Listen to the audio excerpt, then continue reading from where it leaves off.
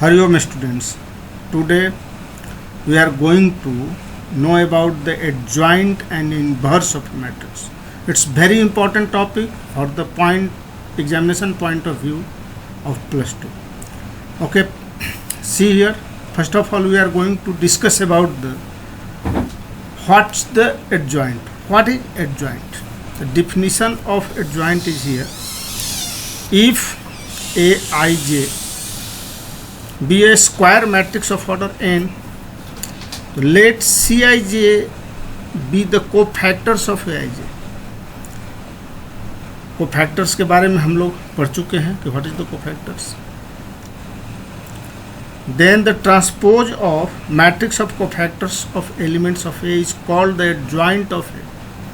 It is denoted by adjoint A and given by adjoint A equal to Cij of transpose. Cofactors जो हम निकालते हैं उसी cofactors को निकालेंगे, उसका ट्रांसपोज करेंगे तो एडजॉइंट आ जाएगा. Properties of adjoint of matrix. It's also very important to solve the questions. The first property is here, adjoint AB. A and B are two matrix. Then adjoint of A into B equal to adjoint of B into adjoint of A. A and adjoint of A is equal to mod A of into In or adjoint into A. यहाँ A is the In is the matrix of order n. Mod adjoint A equal to A to the power n minus 1. अगर order 3 का रहेगा तो A square हो जाएगा, order 2 का रहेगा तो adjoint of A equal to A. Adjoint of A यानी कि एडजॉइंट ऑफ ए का adjoint of adjoint equal to mod A to the power n minus 2 into A. If mod A equal to 0 then adjoint A into adjoint of A equal to A into adjoint of A equal to adjoint A equal to 0. And adjoint of adjoint A का जो mod होता है, जो mod A n minus 1 to the power 2 होता है. ये जो 2 है n माइनस 1 का स्क्वायर है, यहाँ पर होना चाहिए, थोड़ा सा ये नीचे हो गया है, n माइनस 1 होल स्क्वायर. इसका भी यूज क्वेश्चन बनाने में होता है. Adjoint of In equal to In ही होता है. Adjoint of k into a equal to k to the power n minus 1. Adjoint of a, k is a scalar. Adjoint a equal to 0 if a is null matrix and adjoint a into m. यह m भी scalar है तो adjoint a into m हो जाएगा. यहाँ m is positive integral power of a है. Note, if a is symmetric matrix then adjoint a is also symmetric. अगर ए symmetric है तो एडजॉइंट ए सिमेट्रिक होगा. A is diagonal matrix then adjoint A is also diagonal matrix. A is triangular matrix then adjoint A is also a triangular matrix. अब inverse of matrix जानना है. Inverse of matrix के लिए ये define है कि if A and B are two square matrices of same order such that A B equal to B A equal to I, then B is called inverse of matrix of A. यहाँ digit के ही तरह है, A B equal to B A equal to I. I यहाँ identity matrix है. तो अगर ऐसा होता है तो B is known as the inverse of matrix A. It is denoted by A inverse. If A B equal to B A equal to I then A and B are inverse of each other, that is A inverse equal to B and B inverse equal to A.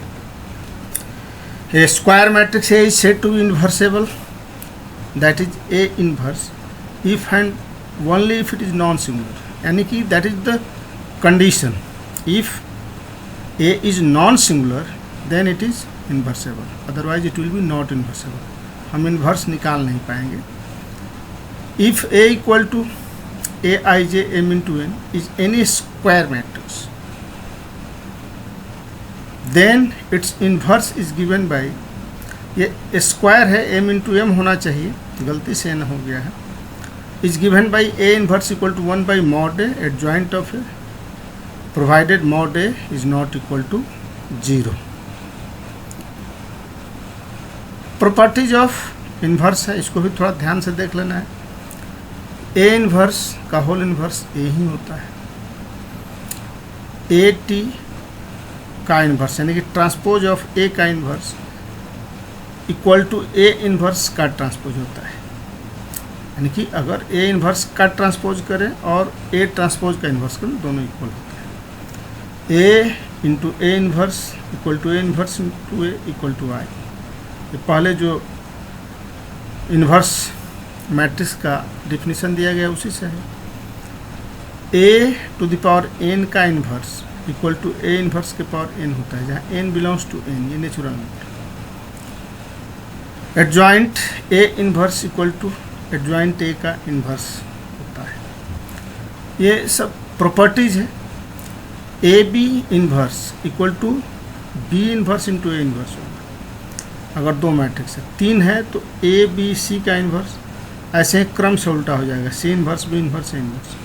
अगर ये matrix n times तक रहे तो फिर ये उलट जाता है, जस्ट रेसिप्रोकल, पहले an लास्ट में तो फिर an सबसे पहले n inverse n-1 inverse and so on A1 तक।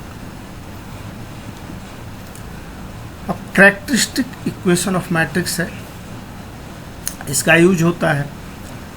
कैरेक्टरिस्टिक इक्वेशन ऑफ मैट्रिक्स है, if Aij be a square matrix, then matrix A minus lambda I is called the characteristic matrix A, and mod A minus lambda into I, lambda I equal to 0 is called characteristic equation of A, and its roots are called characteristic roots or latent roots or eigen values।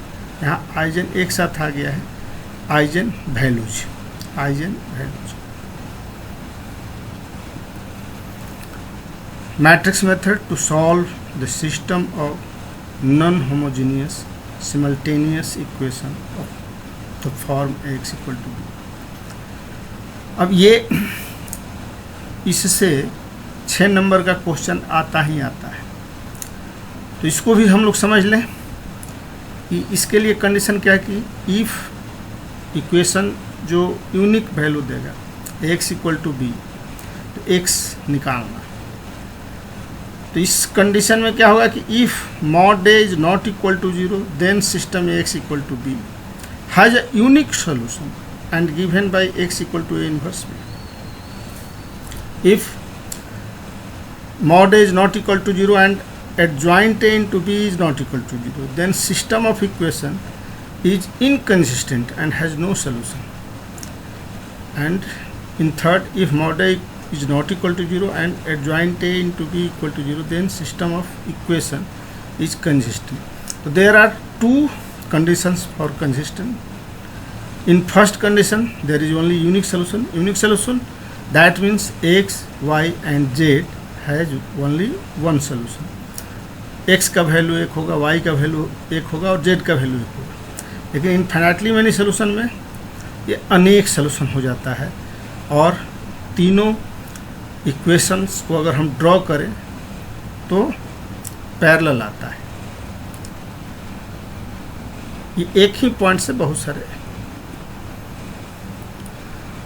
अब find the inverse of matrix, inverse निकालने सीखना है। इसमें मैं थोड़ा सा एक trick use किया हूँ इन्वर्स फाइंड करने के लिए, या आप जल्दी से इन्वर्स कैसे निकाल लेंगे। ये वास्तव में वैदिक गणित से उद्धृत किया हुआ है। That method is drive from वैदिक गणित। वैदिक गणित makes easy, so it has here I introduced that method. Inverse निकालना है, फर्स्ट ऑफ ऑल क्या करना है, हमें मॉड ए निकालना जैसा बताया गया है।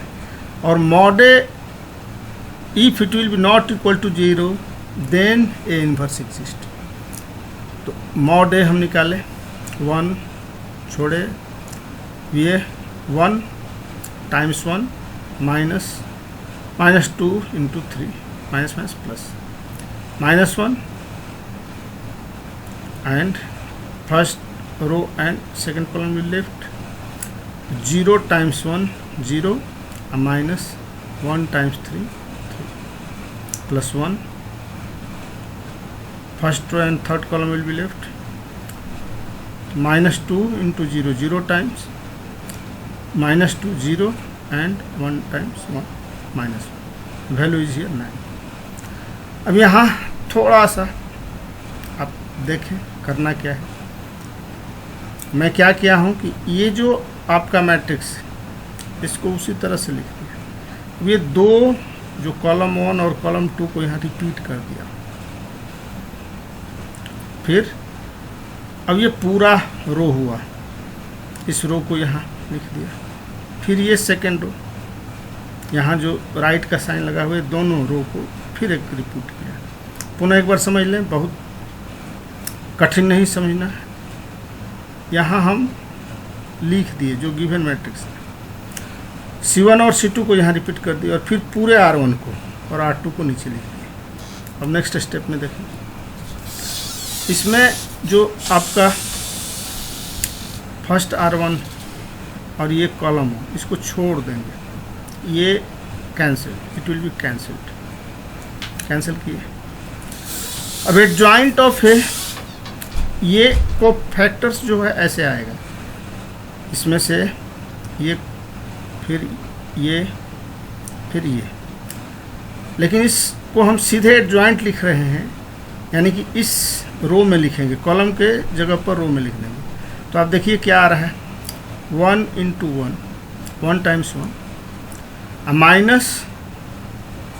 minus 6, it will be 7 7। See here, 2 1 ja -2 times -2 -2 times 1 -2 -1, it will be -3 को यहाँ लिखें। डायरेक्ट ट्रांसपोज एडजॉइंट ऑफ है direct, I am going to write the direct transpose of adjoint of है। Again 3 -1, it will be 2 has been written। अब यहाँ देखें 3 times 1 -0, it will be 3 1 -1, it will be 0 1 times 0 0 0 -3 ये 0 -1 -1 1 -2 1 -2, it's 3 1 -0 1, ये 1 है और यहाँ पर -2 है, तो 1 -2 इट विल बी +2, यहाँ थोड़ा सा गलती मिसप्रिंट, और ये 1 -0 ये एडजॉइंट ऑफ ए आ गया। तो डायरेक्ट हम लोग लिख सकते हैं, लेकिन अगले वीडियो में मैं ये बताऊंगा कि कैसे आपको लिखना है। ये मैं बता दिया, लेकिन आपको पहले C11 यहाँ ये जो 7 है, तो आप C11 ऐसे लिखिए, C11 = 7, फिर C12 -3 C13 2, फिर C21 3 C22 0 एंड C22 -3।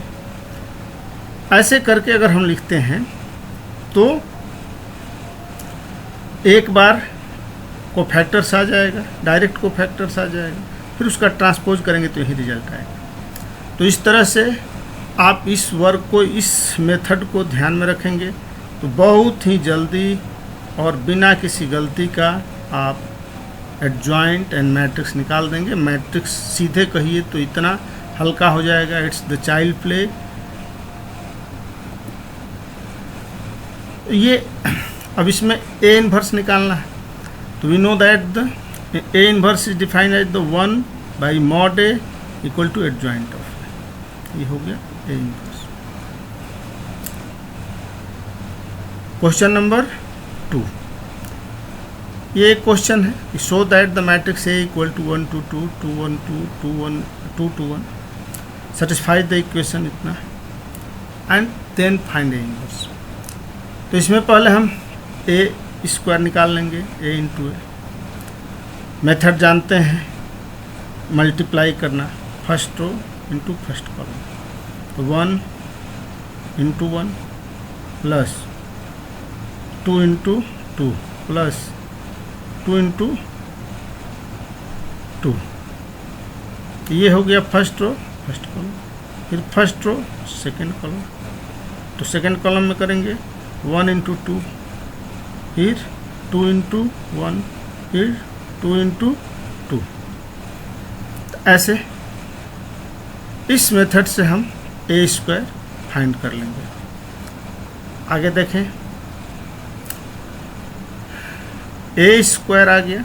अब A square minus 4a minus 5/3 values रख दिए। 4a डायरेक्टली 4 से मल्टीप्लाई करके ये आ गया, 5/3 आ गया। सॉल्व किए, 0 0 आ गया, यानी कि A square minus 4a minus 5/3 equal to 0। अब इसको यूज करके हम ये इन्वर्स कैसे निकालते हैं। तो A square minus 4a equal to 0 था, तो ये इसको माइनस 5/3 को इधर ला दिया।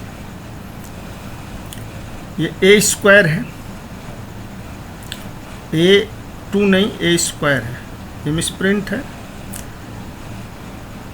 इसमें हम लोग ए इन्वर्स दोनों तरफ इंटू कर दिए, तो ये ए स्क्वायर इंटू ए इन्वर्स ये बचेगा। ये ए इंटू ए इन्वर्स आई हो जाएगा, तो 4i equal to 5a inverse. A inverse equal to क्या हो जाएगा, अब देख रहे हैं ए इन्वर्स इक्वल टू ये 1/5 a माइनस 4i, सीधे 1/5 a माइनस 4i करके। ये 1/5 सब में है, ये केवल इसमें, इस दोनों में नहीं, इस सब में ऐसे। यहाँ भी ब्रैकेट एक छूट गया है, तो पहले इसमें माइनस ये करके फिर 1/5 जो कहते हैं रह जाएगा, और यहीं ए इन्वर्स हो गया। तो धन्यवाद।